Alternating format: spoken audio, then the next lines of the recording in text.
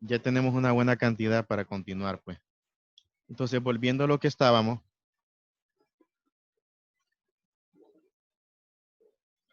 pues hay que tener cuidado, joven. Es como, por ejemplo, en el caso de la historia de América. No es lo mismo hablar de la evolución cultural histórica de América que hablar de la evolución geológica de América. Hablar de la evolución geológica de América es hablar prácticamente de un proceso que ha llevado millones y millones y millones de años. Y hablar de la evolución cultural o histórica cultural de lo que es América es hablar ya, por ejemplo, desde el comienzo que se dio el poblamiento del continente americano, a partir de ese momento. A partir de ese momento es que ya se empieza a hablar. ¿Por qué? Porque la historia comienza con las acciones del ser humano. Recordemos de que nosotros con nuestras actuaciones, con nuestras acciones hacemos historia. Y la llegada del ser humano al continente es hace poquito, pues, en comparación con el tiempo que tiene la América de existir como continente. América ha pasado la mayor parte del tiempo deshabitada por seres humanos, claro. Siempre ha estado habitada por animales, diferentes tipos de plantas, etcétera, etcétera. Entonces, nosotros debemos de tener ese punto. O sea, si ustedes ven, prácticamente el tiempo que nosotros tenemos de vivir, de ocupar lo que es este continente, en comparación con el tiempo de edad geológica de América, es como que si fuera un pestañazo. O sea, tenemos poquito tiempo. O sea, apenas hace 40,000 o 30,000 años llegamos aquí. La otra cuestión, y que es algo que que nosotros debemos desmitificar, el hecho de que se nos diga o que se nos ha metido en la cabeza que los españoles fueron los primeros en descubrir América. O sea, esa es una tontera. Esa es la peor idiotez que he escuchado. Porque hablando desde el punto de vista histórico, hablando desde lo que nos da lo que es las evidencias y la ciencia, los europeos no vinieron a descubrirnos. O sea, ellos no nos inventaron a nosotros. Por eso siempre les he dicho que el término descubrimiento es inaplicable. No se debe utilizar. Cada vez que quieran referirse en mi clase o en cualquier situación a lo que es el proceso de que cuando vinieron los españoles al continente americano, ese momento no lo vamos a llamar como descubrimiento. Es un encuentro entre dos mundos que lastimosamente fue para mal, pues, porque ya vimos, ya la historia nos ha dicho, pues, hemos visto en la historia cómo fue el desenlace de todo este genocidio. Entonces, hay que tener bastante cuidado con eso. La palabra descubrimiento hay que borrarla. Eso ya no se usa ya. Ese es un término que no es aplicable. La otra cuestión, el hecho de que se diga de que fueron los primeros en llegar, no. Antes de Cristóbal Colón, la cultura celta, o como le conocen los vikingos, ya habían llegado al continente americano, cientos de años atrás ya, mucho tiempo atrás. Y los vikingos se establecieron, vamos a ver para que, voy a buscarles un ejemplito acá. Mapa, vamos a buscar el mapa para que en el mapa nos ubicamos mejor.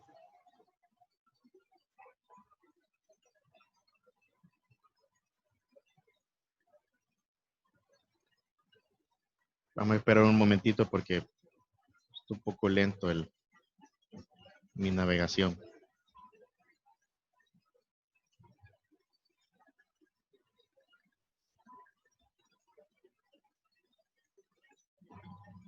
Entonces, Vean, aquí tenemos nuestro continente. ¿Ve? Los vikingos, en primer lugar, fueron una gran cultura. Fueron un pueblo nórdico que se establecieron pues, en la península escandinava, al norte de Europa, y que ellos se caracterizaron porque tuvieron bastante auge en lo que es la navegación. O sea, ellos eran, pero tenían esa ventaja. Ellos orientaron lo que fue su desarrollo a lo que es la parte marítima. Entonces, cuando los vikingos empiezan pues a realizar exploraciones y al llegar a América, el primer lugar donde llegaron fue aquí. Esto que les estoy mencionando en el círculo se llama la península de Labrador, al norte de Canadá. Ahí pues es uno de los lugares donde se han encontrado algunos vestigios de asentamientos que tienen características de esta gente que vivió acá. Dichos asentamientos, dichos asentamientos se, se caracterizan porque ahí se han encontrado vestigios como escritura, instrumentos y herramientas que eran pues de una u otra manera iguales a las que utilizaban ellos acá. Si ustedes se preguntarán, pero ¿qué hace lo que es que hacen en América escritura celta? O sea, no tiene, el único significado es que ellos hayan llegado acá, pues. Y las evidencias, a la hora de datarlas, cada una de estas evidencias se ha determinado de que son mucho más antiguas que el proceso de encuentro. Es muchos años atrás. Entonces, técnicamente nos posibilita y nos habilita ya para determinar que ese mito de que se nos ha dicho en la escuela, que desde chiquitos se nos decía en las escuelas a nosotros, bueno, a mí cuando yo estudié en la escuela, a mí me dijeron, yo me crecí con esa idea hasta que después empecé a estudiar, pues me di cuenta de que no fue así, que ya habían pasado y que fueron ellos los primeros en llegar. En la experiencia de Colón con el aquí, pues fue un momento meramente fortuito, porque los viajes de exploración que él hacía era para encontrar reemplazar una ruta que les habían arrebatado, porque acordémonos de que cuando cae el Imperio Turco Otomano, cuando cae Constantinopla, quiero decir, a manos del Imperio Turco Otomano, o sea, Constantinopla entonces fue tomada y Constantinopla representaba un baluarte aquí tenemos la moderna Estambul de hoy, Turquía. Entonces, tenía un punto estratégico en las rutas comerciales. Ahí está, como ven ustedes, un pequeño estrecho. Se le conoce como el estrecho del Bósforo. Vean ahí todavía se logran apreciar los barcos en la imagen satelital. Entonces, este es el estrecho del Bósforo. El estrecho del Bósforo, pues ahí se enlazaba con las rutas comerciales que conectaban Europa con Asia. Cuando se rompe o cuando se bloquea esa ruta comercial,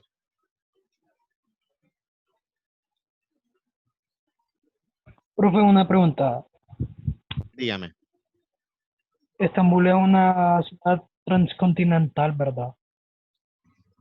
¿cómo? Ah, por la ubicación, me dice usted. Sí, por su Por el hecho de ubicación.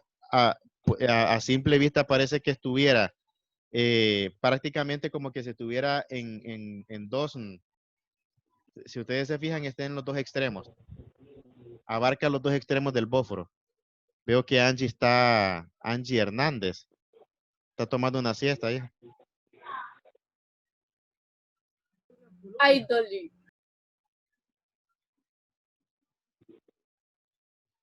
Entonces, el papel geopolítico o geoestratégico, mejor, que tenía esta ciudad era enorme. Y para Europa, el hecho de haberla perdida a manos del Imperio Turco Otomano fue una pérdida brutal. Acordémonos que también, Profe, dígame, si no lo pongo ahí no me da el internet. ¿Qué es el internet de mi vecino? Porque el mío está Ah, bueno, malo. no se preocupe. Es que no, yo pensé que vi como que estaba acostado, acostada, no sé. No se preocupe. Entonces, recordémonos que ya el imperio, acordémonos del imperio romano. El imperio romano en Europa se divide en dos, el imperio romano de Occidente y el de Oriente. Pues bien, la capital del imperio romano de Oriente era Constantinopla y la capital del imperio romano de Occidente era Roma. Entonces, ya en ese tiempo ya el imperio romano, como había crecido tanto, ya estaba comenzando a debilitarse, ya no tenía control total de sus territorios. Sus ejércitos estaban comenzando ya a mermar su fuerza, su, su, su, su poder. Entonces, obviamente que acordémonos de que tenían adversarios, también estaban los persas, pero el imperio turco otomano, al tomar esta ciudad, le bloquea una importante ruta a Europa. No tiene más opción entonces que se tienen que buscar otras alternativas. Y es ahí donde en parte Colón tenía esa misión, ver cómo se llegaba vía marítima hacia las Indias Orientales. El nombre que él le llamaba Indias Orientales era Kive, por el hecho de la India.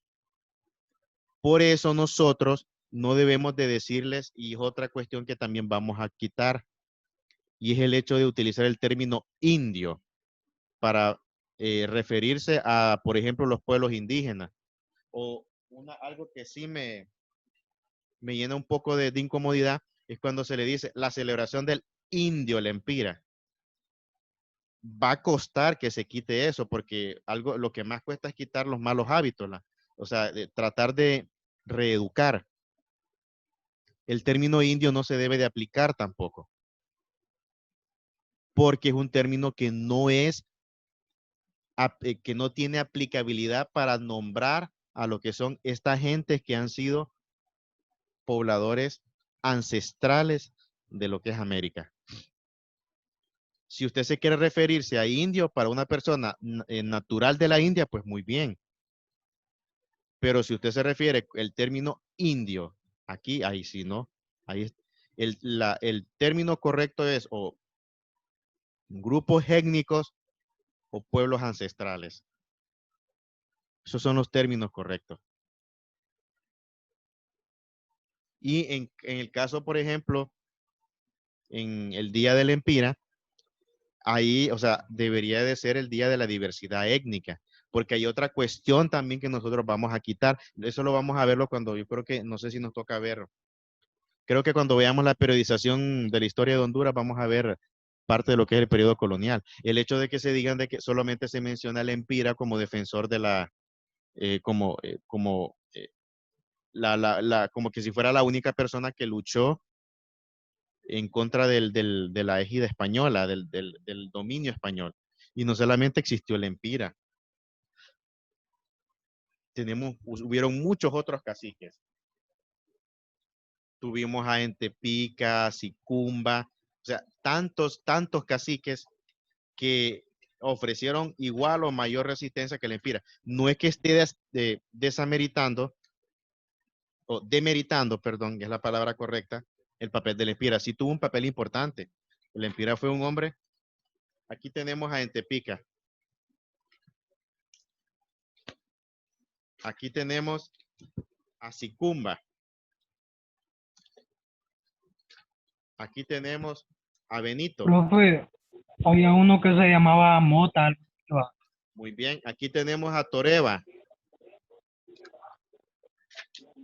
Aquí tenemos a Copán Galel. Y aquí tenemos lo que nos dijo el caballero, a Mota. Entonces, esta gente, estos hombres, ofrecieron una resistencia enorme, enorme. Y que incluso, ya les voy a explicarles.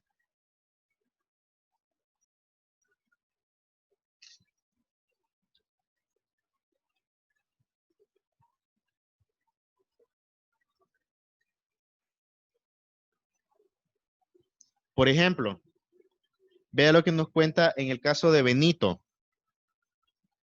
saben que el cacique Benito fue capaz de emprender una acción donde destruyó una ciudad en Olancho, la ciudad de Villahermosa. Vean lo que cuenta la historia. Señor de Silca, así le decían a Benito, en el departamento de Olancho, destruyó la ciudad de Villahermosa, fundada por los españoles a comienzos de la conquista en el Valle de Olancho. En la acción murieron 14 españoles y 12 resultaron heridos y murieron 30 caballos. Entre los muertos figura el famoso descubridor y navegante español Juan de Grijalva, que este hombre exploró Yucatán y México. Y obviamente pues de que estas eran las luchas que se tenían. Y Benito fue, obviamente que a medida de que los españoles iban sufriendo bajas en este sector de Olancho, ellos iban mandando mayor caballería, mayor cantidad, y con el pasar de los meses los iban superando en número, al punto de que Benito fue capturado y fue llevado a Nicaragua, donde murió despedazado por los perros. Esa fue la muerte que le dieron los españoles a Benito. Lo tiraron a los perros para que fuera despedazado por los perros. Una muerte brutal. Pero se imaginan ustedes el nivel, o sea, ser capaz de sitiar una ciudad entera y matar a esa cantidad de españoles. Fue una operación militar pues brillante, impecable, pues que merece ser recordado. O sea, todos esos hechos merecen ser recordados. Pues bien, entonces son muchas cosas, jóvenes, que nosotros tenemos que ir viéndolas, tenemos que ir comprendiéndolas. Aquí habíamos visto entonces que en la periodización tradicional aparecen lo que son dos momentos en la prehistoria, el paleolítico y el neolítico. A manera de, para que puedan sencillamente, el paleolítico se caracterizó porque las sociedades eran nómadas. El ser humano utilizaba lo que eran herramientas de piedra para poder pues cazar, porque las principales formas de actividades de subsistencia eran la caza y la recolección, que también a su vez esa fue una forma o una la primera forma de división natural del trabajo. Y en el neolítico se marca por una acción sin precedente, la agricultura. La invención de la agricultura desencadenando una serie de hechos, como como en el hecho de que el ser humano, al tener disponibilidad de alimentos, el tiempo que dedicaba antes para poder estar buscando, para poder estar cazando, ahora ese tiempo ya lo tenía de sobra. Podía dedicarlo para, por ejemplo, hacer alfarería, para poder hacer cuestiones que implicaban un mayor desarrollo en cuanto a civilización. Y de ahí es donde surge la rueda. Otro momento importante, la invención de la rueda. Pero todos estos cambios, en primer lugar, fueron generados por o fueron antecedidos o desencadenados tras la invención de la agricultura. Hay muchos que dicen también, y bueno, quizás no es que no se esté tomando en cuenta esta percepción, pero muchos determinan de que cuando se da la invención de la agricultura, el ser humano comienza a sentarse, obviamente, como lo dice la historia. Y el hecho de que se asiente, eso implicó de que se comenzara a originar la concepción de la idea de la tenencia de la tierra. Es decir, ya comienzan a visualizar el hecho de que el sentido de pertenencia de las cosas. Ya comienza a surgir el concepto de propiedad privada, pero eso lo vamos a ver con el materialismo histórico más adelante. Y aquí vemos que en el otro momento de la historia aparecen lo que son las edades, que es lo que muchos no lo eh, cuesta asimilarlo por el hecho de que estas edades solamente son marcadas por momentos históricos de Europa. Aquí nos dice, por ejemplo, comenzó con la invención de la escritura 4000 años antes de Cristo y finaliza con la caída del Imperio Romano de Occidente. Luego aquí nos habla otra vez, inicia la Edad Media con la caída de Roma y finaliza con con la caída de Constantinopla. Estos momentos fueron marcados por también la presencia de monarquía, por sistemas absolutistas. Absolutismo es referente a un término monárquico donde existe la figura de un rey y según pues lo que establecen ellos, son la fuente de todo poder, de donde emanan todas las decisiones. O sea, se plantean como omnipotentes, incluso hasta al punto de decir de que eran enviados y que que eran de carácter divino, enviados de Dios. Obviamente que la gente creía eso porque acordémonos que en esos tiempos el nivel de educación, la gente vivía en el oscurantismo, la ignorancia, entonces era más fácil hacerle creer a la gente cualquier tontera. Sin embargo, a pesar de eso, también se tiene que recordar que a pesar de las situaciones en las que vivían, pues la gente tenía noción. Y cuando se da lo que fue la Revolución Francesa fue pues un momento importante, pues, pero no vamos a también a olvidar que eso fue una acción de la clase burguesa, de la burguesía, que estaba tratando de ganar más espacios y de arrebatarle lo que es ese cetro de poder que tenía la aristocracia y la monarquía. Acordémonos de que esa puja que tenía las clases burguesas que estaban emergentes, acordémonos que también este proceso se marcó también porque hubo el proceso de transición entre lo que es el feudalismo y el inicio ya de lo que es el mercantilismo, que el mercantilismo puede ser pues la forma primitiva del capitalismo desde el punto de vista de los sistemas económicos. Y pues ahí menciona las etapas. Viene la periodización materialista. Carlos Marx va más allá de lo que nos da lo que es el tradicionalismo. Y Carlos Marx viene y establece que la historia, en primer lugar, se ha desarrollado a partir de lo que son los sistemas de producción y la lucha de clase. Tal vez un voluntario o voluntaria me ayuda a leer acá. Primero, vamos a ver, el primer... Yo, profe. Yo, profe. Yo quiero, profe. Yo, profe. Hagamos algo, vamos a ver a Carlos. No he escuchado a Carlos ya día. Vamos a ver Carlos. Usted y yo. Después de Carlos, Yo me no he va... pasado, profe. Dígame, Angie. Después de Ok. Carlos va a seguir Angie con el siguiente párrafo, que es este. Carlos, léame Carlos, léame este parrafito, ¿ok? Periodización materialista planteada por Karl Marx.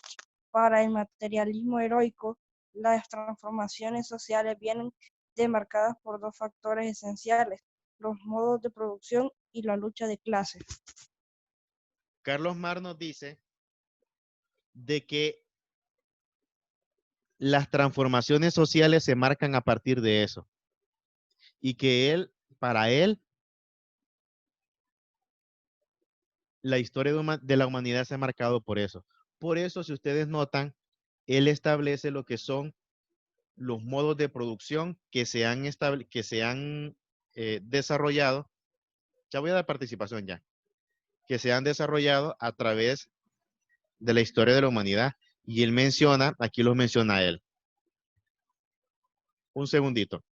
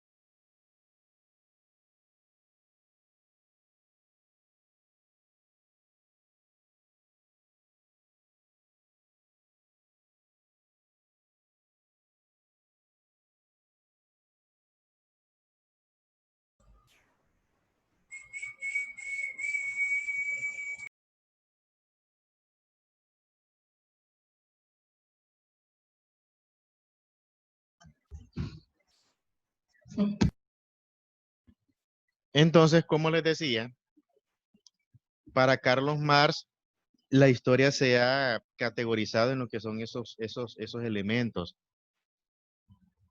lo que son esos modos de producción. Cuando hablamos un modo de producción, estamos hablando de una forma, una estructura en donde en primer lugar prevalece lo que es la tenencia de la materia prima, la transformación de la misma y lo que es el recurso humano. Por ejemplo, para que me puedan comprender, cuando hablamos de feudalismo, en el feudalismo se caracteriza porque existen lo que son dos clases sociales fundamentales. Eran las, por ejemplo, los señores feudales y los siervos. Durante el feudalismo, por ejemplo, fue un momento donde el señor feudal tenía la cualidad que este tenía a su disposición vastas cantidades de tierra. El medio de producción del señor feudal era la tierra. Entonces, ¿qué era lo que hacía? El señor feudal venía y a los miserables campesinos que estaban a su alrededor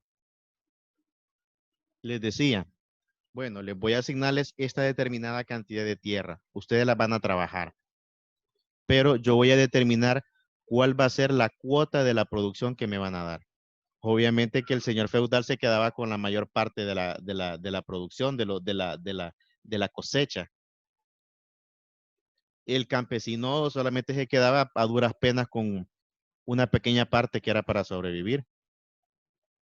Entonces, estas eran las relaciones de producción que habían enmarcados en lo que es el feudalismo. ¿Y quién le daba al señor feudal esa potestad y ese poder de tener tantas tierras? La monarquía, el rey. Venía el rey y le decía, él le daba al señor feudal, te voy a darte estos dominios. A cambio, debes de garantizarme lealtad o lo que es, en el caso de una guerra, tenía que defenderlo o pelear del lado del rey. Entonces, esa lealtad era pagada con la tierra. Y a su vez, el señor feudal tenía pues subyugada a su gente. Obviamente que la gente por la necesidad, pues, era la única forma era la forma de subsistencia que había. Era la forma de subsistencia. En el capitalismo, si ustedes observan, el capitalismo, vamos a observar el mismo comportamiento, pero muy diferente. Hay las diferencias en cuanto a lo que es la esquematización de las relaciones de producción es diferente, pero vamos a ver de que hay algunas similitudes. Por ejemplo, la unidad productiva o el medio de producción, mejor dicho, en el capitalismo es la empresa o la fábrica. Recordemos que en el feudalismo el medio de producción era la tierra. Cuando hablamos de medio de producción estamos hablando del medio en el cual se genera la producción. Y para que el medio de producción pueda generar o para que se pueda generar lo que es la producción, se necesitan otros dos elementos más. La materia prima y lo que es la mano de obra. Entonces, la sinergia entre estos tres elementos generan lo que es la mercancía. La mercancía es el producto final. Un ejemplo, una fábrica de pelotas o una fábrica de televisores. En una fábrica de televisores, por ejemplo, la unidad productiva es la empresa.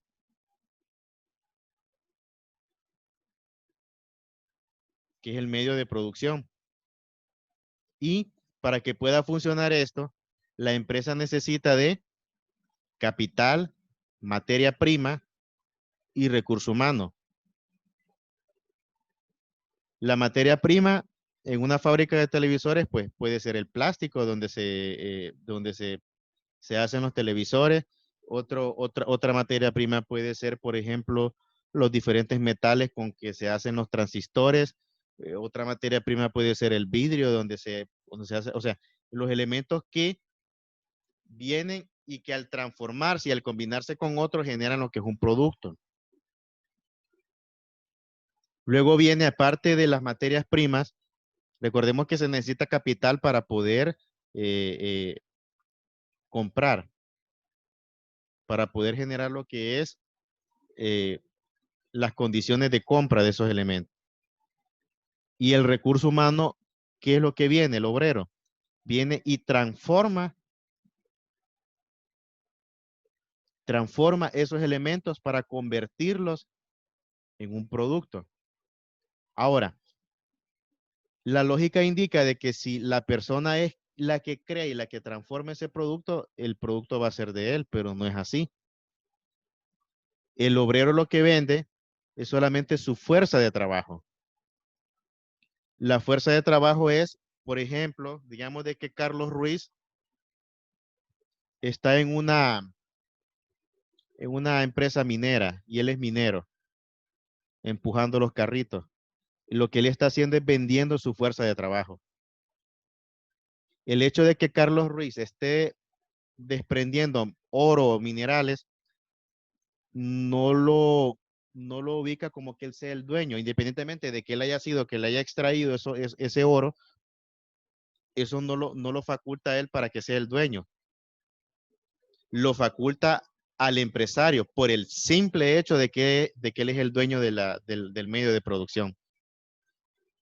Carlos Ruiz solamente está vendiendo su fuerza de trabajo y la remuneración para la venta de esa fuerza de trabajo es el salario. Eso es. Es como en una maquila. Es lo mismo. En una maquila, el maquilador o el empresario, como dueño de la maquila, pues necesita pues capital, necesita materia prima y necesita de trabajadores, obreros. La materia prima en una maquila es el algodón o el hilo. Entonces, él compra esa materia prima y la función de la unidad productiva es transformar esa materia prima en otro producto o en otro objeto que tiene mayor valor agregado, como por ejemplo una camisa, un pantalón o un vestido. Pero esa transformación que le da valor agregado al producto no la hace el empresario, la hace el trabajador, el obrero, porque el obrero es el que está ahí trabajando y transformando, se le conoce como, es la transformación de la materia prima. Pero el obrero solamente recibe el salario. Quien recibe la mayor cantidad de beneficios producto de esa transformación que realiza el obrero es el empresario, por el simple hecho de que él es el dueño de la empresa.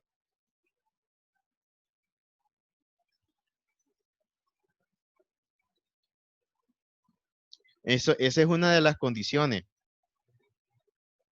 para que, y hay otra cuestión. El capitalismo como sistema económico, hay un principio en el cual se basa, son dos, hay una ley, eh, una ley macro, que es la ley de la oferta y la demanda. Para el mercantilista, la ley de la oferta y la demanda se determina por sí sola. En el modelo neoliberal es la mano invisible que le dice. La figura abstracta del mercado. El laissez-faire, el dejar hacer, dejar pasar. Entonces, para lo que es el sistema capitalista, la ley de la oferta y la demanda es una ley primaria en la cual se deja a merced de lo que suceda.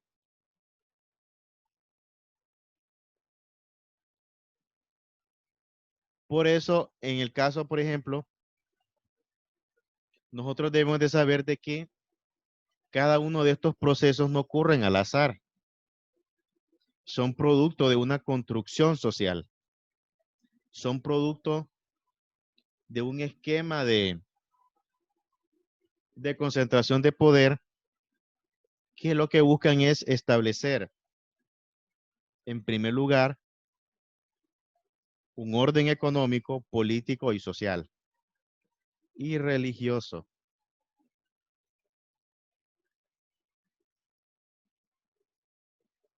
Veamos lo que dice el esclavismo. En el esclavismo tenemos las mismas relaciones de producción, pero son diferentes, porque aquí parece el señor esclavista y los esclavos, que acordémonos de que prácticamente durante el periodo de colonización fue donde cuando los europeos, acordémonos cuáles eran los países que ejercían la colonización.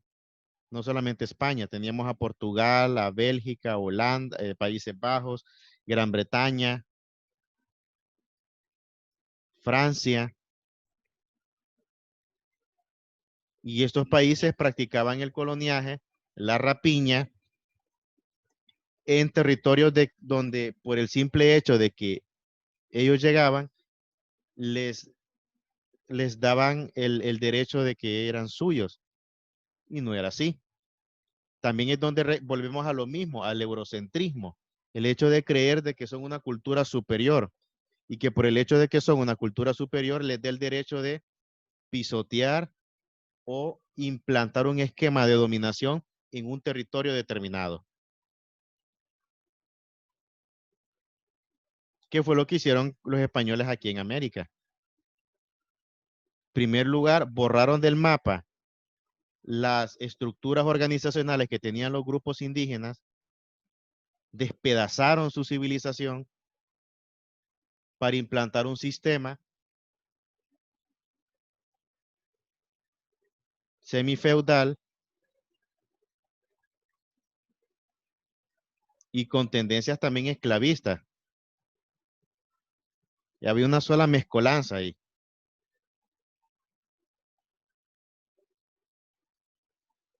Entonces, ahí son cuestiones que debemos de tomar en cuenta. Por ejemplo, aquí, si ustedes observan, en comunidad primitiva, en la previsión, en el materialismo, salvajismo y barbarie son dos